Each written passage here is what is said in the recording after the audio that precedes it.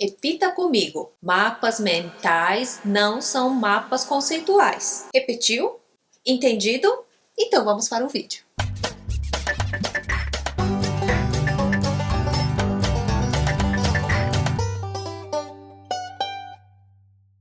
A primeira coisa que eu quero explicar neste vídeo é a diferença entre mapas mentais e mapas conceituais. Porque existe uma diferença entre os dois, mas muita gente às vezes se confunde e acha que elas são sinônimas, tá? E elas não são, e vocês vão descobrir o porquê.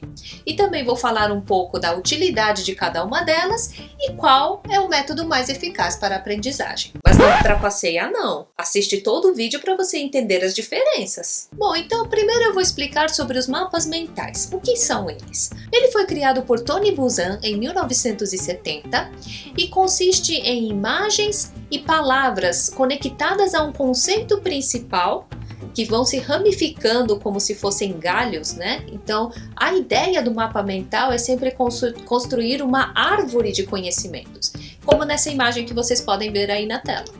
E a partir deste mapa você consegue ter uma compreensão mais geral, mais global deste conteúdo. E os mapas conceituais, que foi criado por Joseph Novak entre 71 e 73, na mesma época dos mapas mentais, ele consiste numa ferramenta que ajuda a entender conceitos de uma forma aprofundada.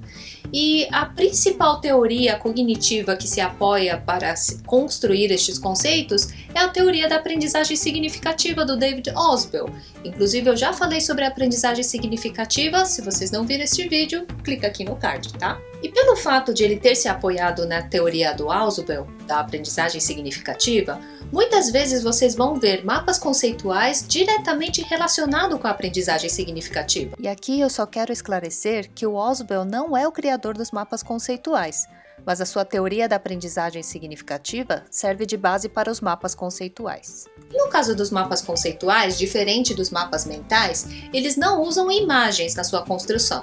Eles usam principalmente retângulos e círculos que vão se conectando através de uma linha. E dentro desse retângulo e círculo sempre tem um conceito que é ligado por um verbo de ligação. E além disso, a leitura de um mapa conceitual sempre começa do topo e vai para baixo, enquanto do mapa mental ele começa no centro e vai se irradiando para os lados. Vocês podem ver um exemplo de um mapa conceitual aí na tela. Bom, e qual é a principal diferença entre esses dois tipos de mapa para a aprendizagem? No caso dos mapas mentais, eles servem mais como uma orientação individual de estudo, ou seja, é como se fosse um resumo que você faz para você entender o conceito. E esse mapa ele não tem uma preocupação de ser compreensível por uma outra pessoa. E qual a principal vantagem do mapa mental nos estudos?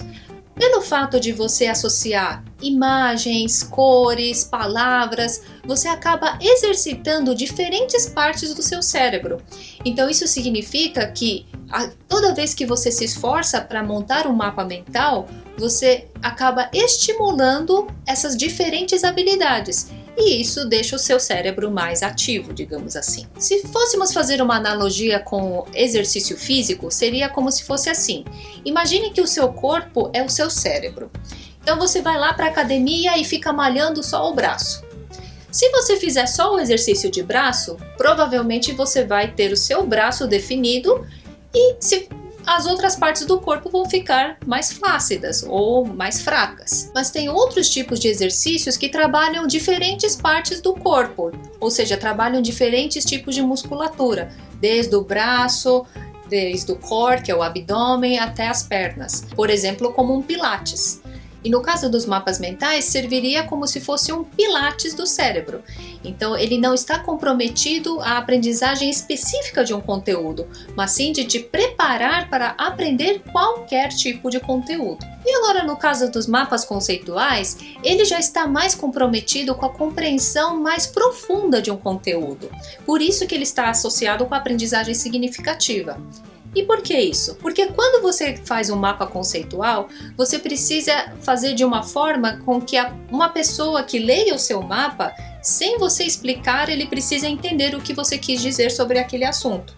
E para isso, existem algumas regras muito claras para montar esse mapa conceitual. E para isso você precisa começar primeiro com uma pergunta focal. E a partir dessa pergunta focal você precisa escolher os melhores conceitos e proposições para responder somente a esta pergunta focal. E como no caso do mapa conceitual eu tenho a preocupação de mostrar o quanto eu entendi sobre um determinado assunto, porque uma outra pessoa precisa ler e compreender, podemos dizer que ela é uma ótima ferramenta para a avaliação da aprendizagem, por exemplo. E agora chegamos aqui, se você chegou até aqui sem pular o vídeo, parabéns!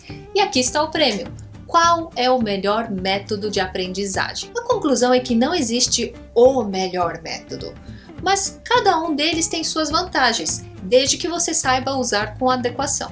Por exemplo, nos mapas mentais, algumas vantagens são: ajuda a visualizar tópicos e subtópicos, flexibilidade criativa e ajuda a resumir assuntos extensos.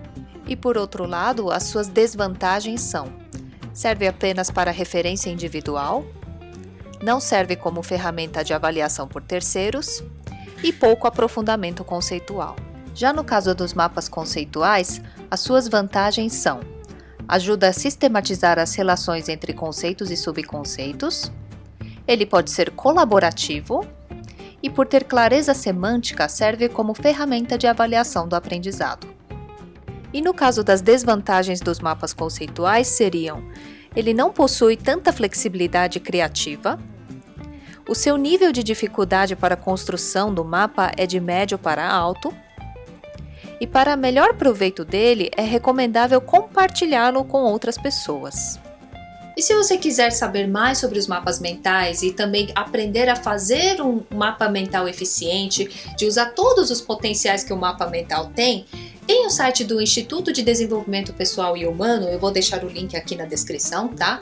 E lá vocês podem ver alguns artigos, inclusive cursos de formação específica para fazer um mapa mental para a sua aprendizagem. E se você quiser aprender um pouco mais sobre os mapas conceituais, o curso que eu recomendo é o do Coursera, do professor Paulo Correia, da USP. O professor Paulo, ele é um dos maiores pesquisadores de mapas conceituais aqui no Brasil, inclusive ele tem muitas parcerias com institutos lá fora que pesquisam mapas conceituais. Inclusive, se você fizer direitinho esse curso e tiver um bom desempenho, você pode se tornar um mapeador certificado por este grupo de pesquisa.